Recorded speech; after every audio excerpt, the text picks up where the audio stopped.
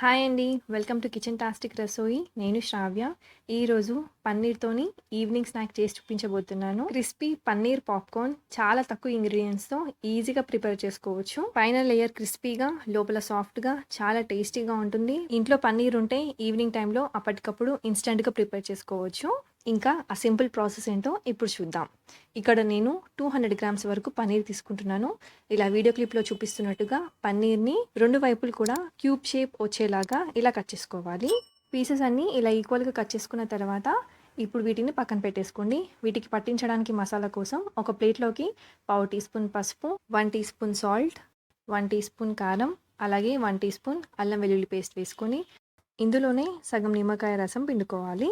పన్నీర్‌కి పట్టించడానికి ఇవి వేసుకుంటే సరిపోతుందండి. ఇంకా వేరే ఏ మసాలాలు వేసుకోవాల్సిన అవసరం లేదు. ఇలా వేసుకున్న తర్వాత స్పూన్‌తోని మసాలాలన్నీ బాగా కలిపి ఇలా రెడీగా పక్కన పెట్టేసుకోండి. మసాలా ఇలా ప్రిపేర్ చేసుకున్న తర్వాత ఇప్పుడు ఒక్కొక్క పన్నీర్ క్యూబ్ తీసుకొని అన్ని వైపులు కూడా ఇలా పట్టించాలి.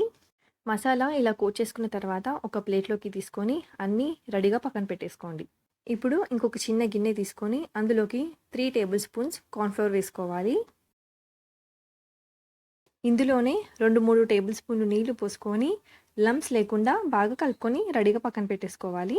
మరీ పల్చగా కాకుండా, మరీ గట్టిగా కాకుండా ఇలా ఉంటే సరిపోతుంది.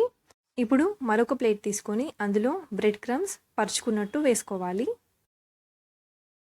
ఈ 3 రెడీగా పెట్టుకున్న తర్వాత పన్నీర్ క్యూబ్ ఒక్కొక్కటిగా తీసుకొని ఇందాక మనం రెడీగా పెట్టుకున్న కార్న్‌ఫ్లోర్ వాటర్‌లోకి వేసి అన్ని వైపులు కూడా కోట్ చేసుకున్న తర్వాత బ్రెడ్ క్రమ్స్ ఉన్న ప్లేట్‌లోకి వేసి ఇలా అన్ని వైపులు కూడా పట్టించాలి. మిగతా పన్నీర్ క్యూబ్స్ కూడా ఇలానే చేసుకొని పెట్టుకోండి. ఇప్పుడు డీప్ ఫ్రైకి సరిపడా ఆయిల్ మీడియం హీట్‌లో వేడి చేసుకున్న తర్వాత ఒక్కొక్క పన్నీర్ క్యూబ్ ఇందులో వేసుకొని ఫ్లేమ్‌ని లో టు మీడియం ఫ్లేమ్‌లోకి అడ్జస్ట్ చేసుకుంటూ ఈ పన్నీర్ క్యూబ్స్‌ని ఫ్రై చేసుకోవాలి.